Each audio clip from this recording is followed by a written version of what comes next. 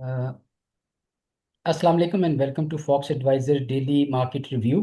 आज हम बात कर रहे हैं कि इस सिचुएशन में जब मार्केट थोड़ी ये साइडवेज हो जाती है तो पोजीशन लेना मुश्किल भी हो जाता है और उसके साथ डर या खौफ का काफ़ी आंसर आ जाता है। ये हमारे ग्रुप में अभी डिस्कशन हो रही थी तो हमने यहाँ से रिकॉर्डिंग शुरू की है। तो जवाब साहब इसमें इस तरह है कि बेसिकली जो फैक्टर डर वाला है या जो बेसिक फैक्टर खौफ वाला है वो खौफ हमेशा आप देखें एक साइकोलॉजी में पढ़े तो अ, खौफ अननोन का होता है। रात का अंधेरा हो जाए तो आदमी के जहन में आता है कि कोई अननोन कुछ जो मुझे मुझे ना नजर आए या मुझे ना दिखे या मुझे ना पता लगे। इसी तरह आप किसी नई जगह पे जा रहे हैं तो अननोन होने का खौफ। इसी तरह ट्रेड में इस जगह के ऊपर अननोन मूवमेंट का जो खौफ होता है, इधर चली जाए कभी इधर चली जाए कभी इधर चली जाए, तो ये बड़ा डिस्टर्बिंग होता है। लेकिन इस खौफ से सिर्फ इस तरह छुटकारा पा सकते हैं आप कि आप अगर स्टॉप लॉस ले लें। अब आपको पता है कि अननोन इवेंट की सिचुएशन में या कुछ गलत होने की सूरत में मेरे पास कुछ ना कुछ तो है स्टॉप लॉस। अच्छा, आप जैसे बता रहे हैं कि आपके आपने इम्प्रूव किया अपने सिस्टम को। स्टॉप लॉस के जो सिस्टम है उनको ज़रूर इम्प्रूव किया जा सकता है। उनको ज़रूर अच्छा किया जा सकता है, उनको ज़रूर बेहतर किया जा सकता है। इसको कहते हैं सिस्टम इम्प्रूवमेंट। और हर वक्त हर जगह गुंजाइश होती है सिस्टम इम्प्रूवमेंट की। लेकिन there should be one place, at least one place, जिधर आपको बिल्कुल क्लियर डैम शिट पता हो कि मैं गलत हो गया हूँ, अब मुझे ये पोजीशन खत्म कर देनी चाहिए। तो इसलिए आप देखें, लॉजिकल स्टॉप्स, एक लॉजिकल स्टॉप्स होते हैं और एक इलॉजिकल स्टॉप्स होते हैं। फर्ज करें, इसकी मिसाल मैं एक देता हूँ कि अगर फर्ज करें ये लाइन टूटती है तो इसके नीचे जाता है तो ये मेरा लॉजिकल स्टॉप है। अच्छा, ये लॉजिकल स्टॉप तो हो गया, यहाँ टूटा और उसने मेरे से चीज़ें ली और वापस चला गया। अब इलॉजिकल स्टॉप की बात मैं करता हूँ कि इन मिडल ऑफ समवेयर, किसी भी जगह आप एक अपने जेहन में सोच लें कि यार बात यह है कि मैं यहाँ पर शॉर्ट कर रहा हूँ किसी भी जगह। यहाँ शॉर्ट कर रहा हूँ, यहाँ शॉर्ट कर रहा हूँ, यहाँ शॉर्ट कर रहा हूँ, लो पे शॉर्ट कर दिया। तो वो कौन सी जगह होगी यहाँ पर कोई मेरा माल लेने आएगा? इतना ऊपर मेरा सिर्फ मुझे हिट करा के और वापस इतना ऊपर ले जा सकता है वो? या यहाँ सोच ले, या यहाँ सोच ले, या यहाँ सोच ले, कोई ऐसा इलॉजिकल भी सोच ले कि ये मेरा स्टॉप है। ये आप जैसे आप कह रहे थे कि किसी बड़े खदशे से आपको बता सकता है, किसी बड़ी चीज से आपको बचा सकता है। तो लॉजिकल और इलॉजिकल दोनों स्टॉप्स जो हैं वो आपको साइकोलॉजिकल इफेक्ट बहुत देते हैं कि आपको पता होता है कि भाई ये मेरा, कम से कम मैंने कुछ सोचा तो हुआ है ना इस मामले में। बाकी रिकवरी तो आपको पता है ये मार्केट का हिस्सा है। अगर हम 70% ऑफ द टाइम ठीक होते हैं तो हम 30% ऑफ द टाइम गलत भी होते हैं। तो ये कह लेना कि हम 100% ऑफ द टाइम ठीक होते हैं और हमारा सब कुछ अच्छा चल रहा है, तो ये एब्सोल्युटली गलत बात है। लेकिन जो 70% ऑफ द टाइम आप ठीक होते हैं, ज़्यादातर उसमें अगर 1 रुपया इधर लॉस हो रहा होता है तो इधर 2 रुपये प्रॉफिट हो रहा होता है, जिसकी वजह से आप ओवरऑल प्रॉफिटेबल रहते हैं। तो ये स्ट्रेटेजी अगर आपकी 50% या 60% या 40% भी है, कि आपकी विनिंग रेशो 50-50 ऐसे है, और 50-50 में आप 2 रुपए विन करते हैं और 1 रुपया जो है वो आप लूज करते हैं, तो तब भी आप एट द एंड विनर होंगे, क्योंकि आप पॉजिटिव एक्सपेक्टेंसी के साथ काम कर रहे हैं। 2 रुपये में से 1 रुपया आपकी पॉजिटिव एक्सपेक्टेंसी है जो आपको अल्टीमेटली बचा जाएगी। तो this is how it works. मेरे ख्याल में ये एक पूरा इस पे लेसन के इंशाल्लाह आज इस सेशन के बाद एक साइकोलॉजिकल सेशन रखते हैं और क्लास में इसको अच्छी तरह से डिस्कस कर लेते हैं यूट्यूब के साथियों के लिए। जैसे कल हमने देखा कि बात की थी कि मार्केट जो है अब थोड़ी सी साइडवेज होके और मूव करेगी। कभी देखिए, एक दफ़ा नीचे खुल रही है, एक दफ़ा ऊपर खुल रही है, एक दफ़ा नीचे खुल रही है, एक दफ़ा ऊपर। इसमें से कोई कब तक बच सकता है? ये कहना कि ऐसी ट्रेड्स में से हम बच जाएंगे, ये बड़ा डिफिकल्ट होता है। और ये ख़ास निशानी होती है साइडवेज मूव की, कि ये बड़ी चौपी सी मूव होती है, बड़ी एरेटिक मूव होती है। और बाज दफा कोई एक गलत मूव पे चढ़े तो वो एक तसलसल हो जाता है। आपने नीचे सेल किया, ऊपर बाय कर लेते हैं, फिर नीचे सेल करते हैं, फिर ऊपर बाय कर लेते हैं, फिर वही दोबारा रिपीट होता है, नीचे सेल ऊपर बाय। तो एक एक गलत ट्रेड जो है वो आपको स्लाइडिंग इफेक्ट देती है और आपसे गलत ट्रेड कराते जाते। इसका तरीका कार ये है कि अगर आपको गलत ट्रेड कभी होनी शुरू हो जाए तो इमीडिएटली कम से कम उस दिन की ट्रेड बंद कर दें। हमने देखा कि आज जो मूव थी वो बिल्कुल थका देने वाली मूव थी और बिल्कुल साइडवेज सी मूव थी। कुछ समझ नहीं आ रहा था क्या हो रहा है क्या नहीं हो रहा। कोई खास ट्रेड का इफेक्ट नज़र नहीं आ रहा था। मार्केट थोड़ी प्लस हुई, फिर मार्केट बराबर हुई, फिर माइनस की तरफ गई, फिर प्लस हुई। तो इस किस्म की सिचुएशन में जब ये वाली सिचुएशन बनी हो तो आपका सिर्फ ऑब्जर्व करना भी जो है वो काफ़ी होता है। और आप मार्केट को अगर देख रहे हैं और सिर्फ समझने की कोशिश कर रहे हैं तो ये भी मार्केट का एक हिस्सा है। अभी तक हमें यही लगता है कि ये हमने ड्रॉ की हुई थी ये दो लाइनें कि ये मार्केट इसके बीच में तकरीबन इस वक्त मूव हो रही है। यानी ऊपर 163 का लेवल है और नीचे 146 का लेवल है और ये तकरीबन मिडल ऑफ दैट प्लेस है। तो या तो यहाँ जाए तो हम सेल करने की कोशिश करेंगे, यहाँ आए तो हम बाय करने की कोशिश करेंगे।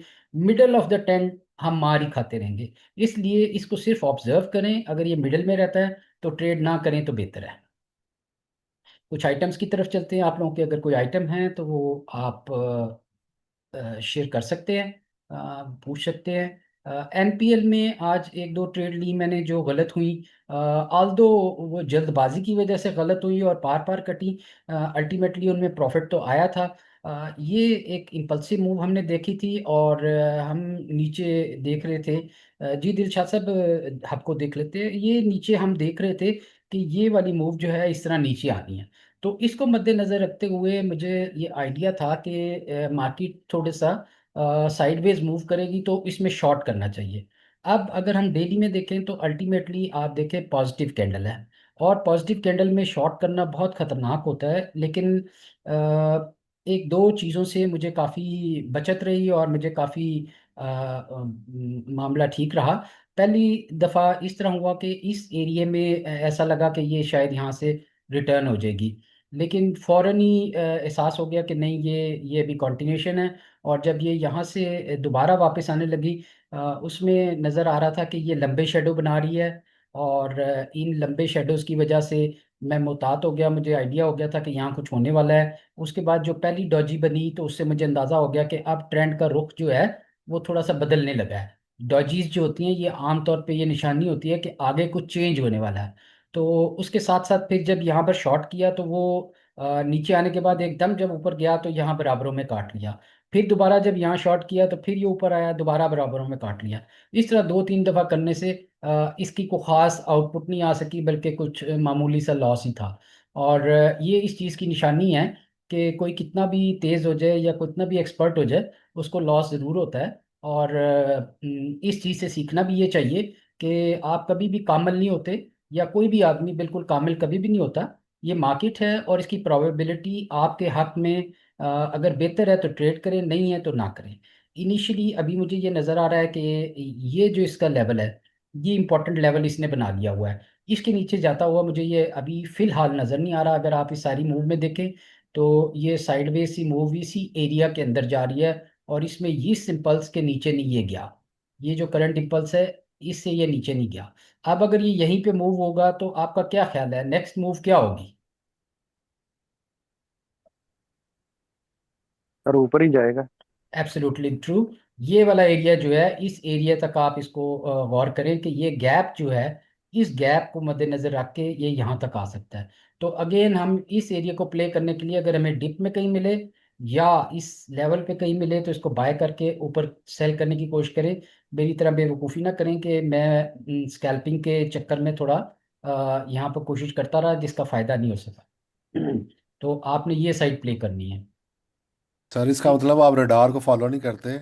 आज सिर्फ शॉर्ट बनता था, पीटीसीएल, एटीआरएल जी, आपने और एक सुबह और। रडार में पहले हाथ बता दिया था कि इस इसमें बहुत प्रेशर है और इस इसमें नहीं है।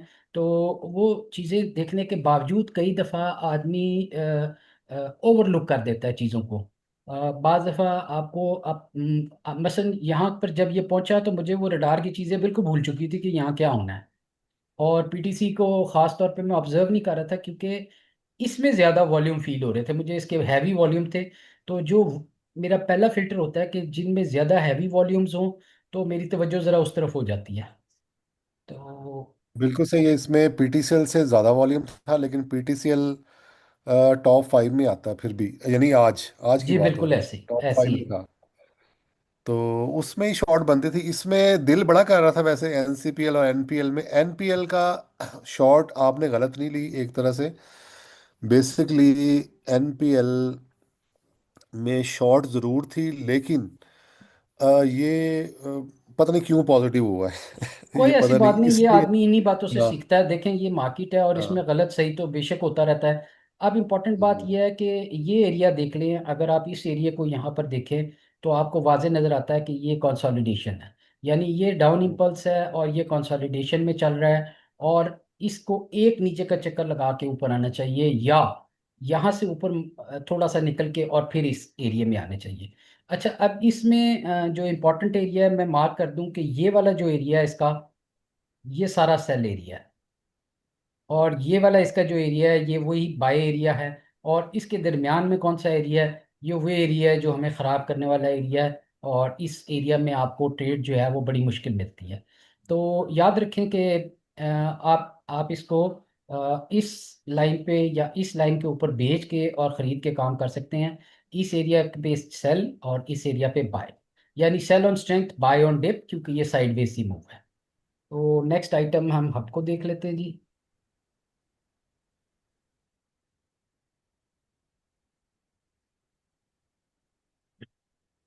आपको में अगर आप देखें तो सिमिलर वो ही मूव साइडवेज सी, और ये बेशतर 80% ये चीज़ों में यही मूव है।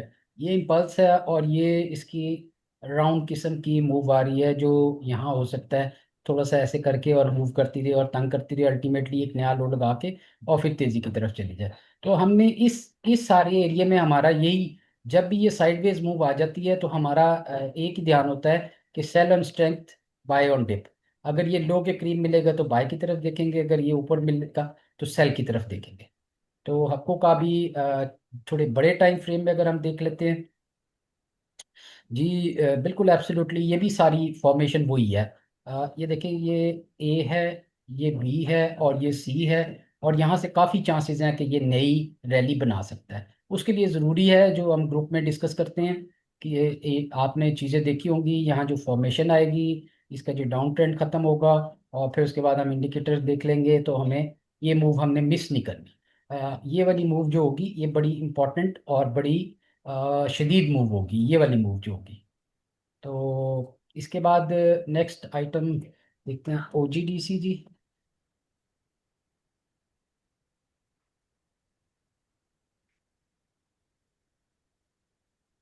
अच्छा जी, ओजीडीसी में अगर आप देखें तो आपको अभी ऑल दो कैंडल्स आर शोइंग डाउन, जो भी हो रहा है, जो भी इस एरिया में आता है स्ट्रेंथ वाले एरिया में, तो वो वहाँ से वापस ही आता है।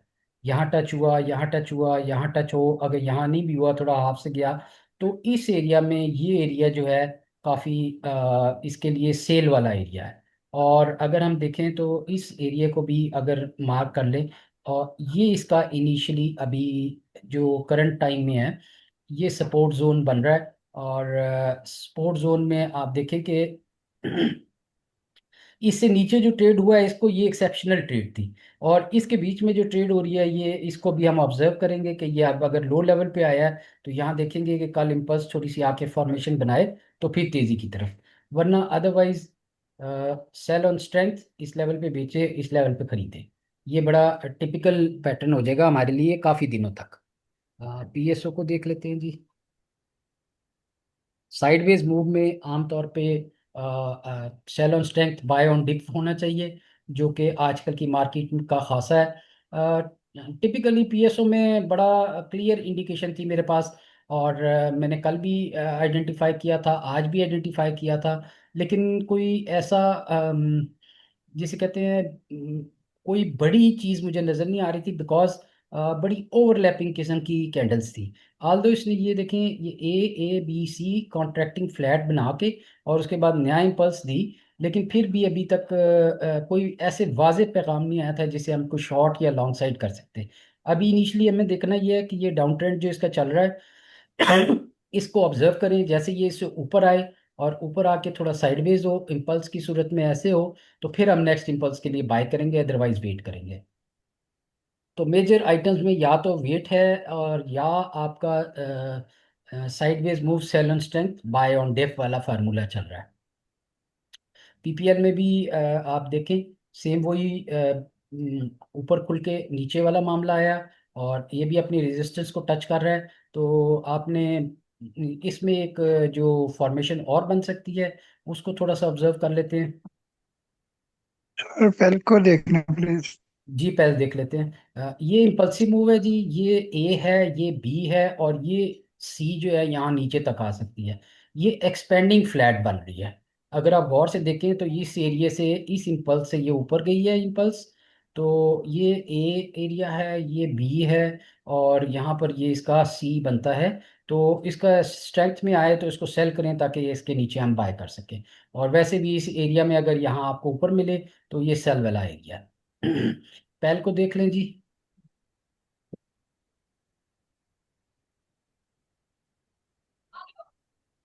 पहल में एग्जैक्टली कोई ऐसी खास मूव नहीं आज भी, बिल्कुल एब्सोल्यूट साइडवेज मूव। दो लाइनों के दरमियान जो मूव होती है, टिपिकल वो मूव। फिर उसके साथ साथ आपको निशानी आ रही है कि ओवरलैपिंग कैंडल्स एक दूसरे के ऊपर चढ़ी हुई, यानी कभी बायर तगड़ा हो जाता है, कभी सेलर तगड़ा हो जाता है, कभी बायर कभी सेलर। तो ये एक निशानी है आपको बार बार कि यहाँ खराबी पैदा होगी। इसका बेहतर तरीका ये है, इस एरिया में सेल है, इस एरिया में बाय है। वही एक ही रूल चल रहा है, sell and strength buy on dip. अगर हम डेली ट्रेंड में देखें तो ये खासा इसका ट्रेंड जो था वो नीचे की तरफ है। और अभी तक ये देखें, ये इसमें डेली की एक ट्रेंड लाइन है। इसके करीब आएगा या इससे ऊपर निकलेगा, तो फिर हम देखेंगे कि ये लॉन्ग टर्म तेजी या मंदी की तरफ आएगा। अदरवाइज अगर हम एक और फॉर्मेशन देखें तो ये ए है, ये बी है, और ये सी है, ये भी एक्सपेंडिंग फ्लैट है। अगर यहाँ से मार्केट इससे निकल आती है, तो फिर हम इस एक्सपेंडिंग फ्लैट को प्ले करेंगे, और ये काफ़ी तेज हो सकता है इस चांसेस में। लेकिन सबसे इंपॉर्टेंट इस ट्रेंड लाइन को क्रॉस करना है। और कोई आइटम आपका जी, लॉट केमिकल देख लेते हैं इतनी देर में। ओहो, ये दूसरा आइटम लग गया।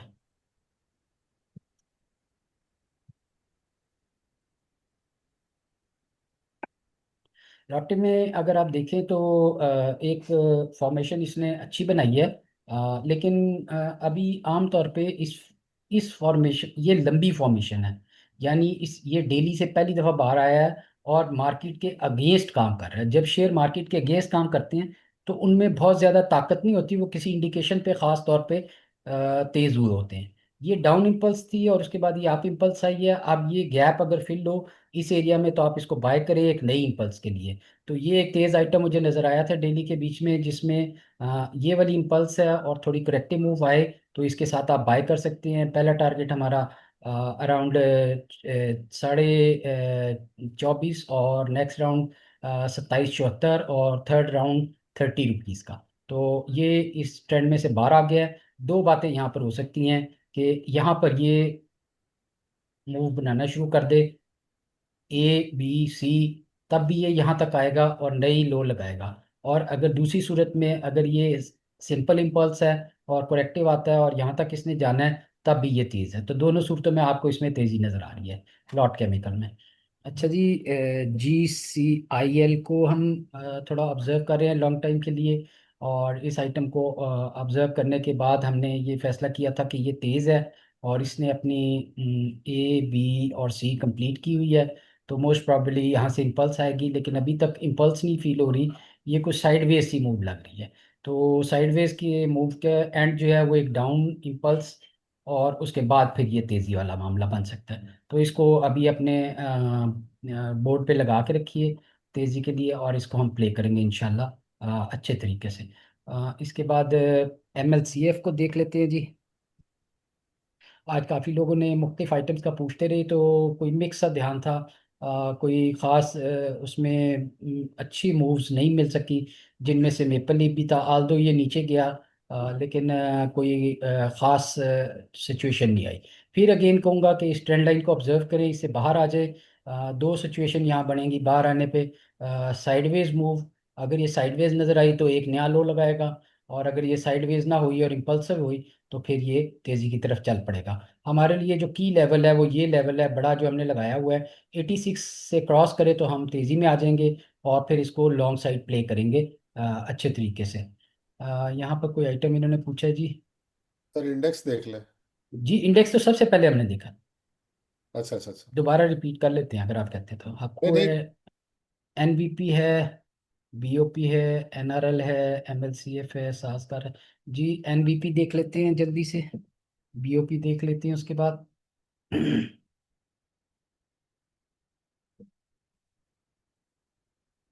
इसमें जैसे, जी सॉरी आपकी आवाज़ नहीं आई मुझे, कुछ कनेक्शन में प्रॉब्लम है। सर मैं कह रही थी एनआरएल भी देख लीजिएगा। जी ठीक है, एनआरएल भी देख लेते हैं। थोड़ा कनेक्शन मेरे ख्याल स्लो हुआ है जिसकी वजह से।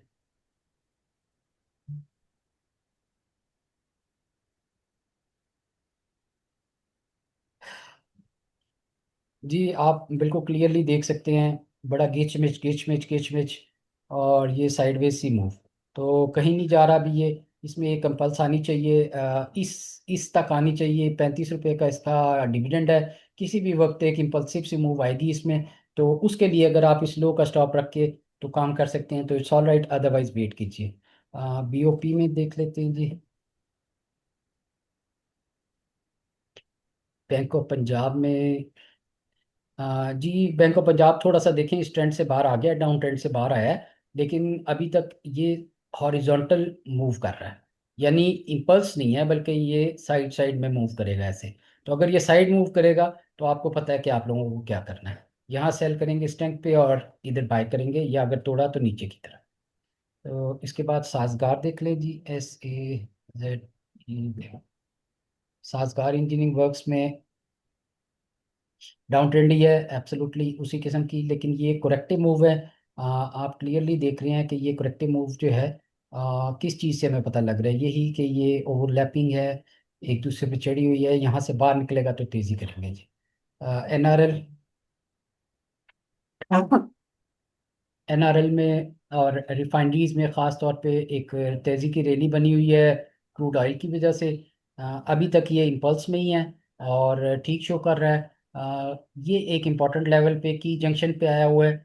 इस जगह से अगर ये कंटिन्यू ना कर सका आगे, तो ये शॉर्ट के लिए एक कैंडिडेट बन जाएगा हमारे लिए, और हम इसको यहाँ पर फिर दोबारा देख लेंगे। इसमें अभी जो चांसेस हैं छोटे टाइम फ्रेम में अगर हम देखें इसकी मूव, तो ये हमें क्लियर दिखा रहा है कि अभी इसके बीच में ये इम्पल्स है और ये थोड़ी साइडवेज मूव है, तो एक नया हाई लगा के या इसके बराबर एटलीस्ट जाके फिर उसके बाद ये शायद नीचे वाली तरफ आना शुरू करें। तो जब यहाँ से ये टच होके और उसके बाद दोबारा अंदर आए, या दोबारा इसकी, ये बेसिकली ये सबसे इम्पोर्टेंट लेवल होगा इसका, कि जो ब्रेक होने पे आपका क्या कह सकते हैं, ये लेवल जो है ब्रेक होने पे आपको काफ़ी मुश्किलात का सामना हो सकता है, तो हम यहाँ से शॉर्ट का आगाज़ कर सकते हैं, इस लेवल से या इस लेवल से। Sir that's maple it. भी देखिए। जी मेपल लीफ, मेपल लीफ देख लिया ना हमने। DGKC देख लेते हैं जी। फाइनली DGKC के बाद फिर हम अपनी क्लास की तरफ चलते हैं। डाउन ट्रेंड एब्सोल्युटली, और कोई अभी तेज़ी की निशानी नहीं है, इसको भी अवॉइड करें तो बेहतर है। That's it for today for YouTube. आप लोगों से फिर मुलाकात होगी, ग्रुप के साथ ही साथ रहें, अभी फर्दर कंटिन्यू करते हैं। थैंक यू एंड अल्लाह हाफिज़।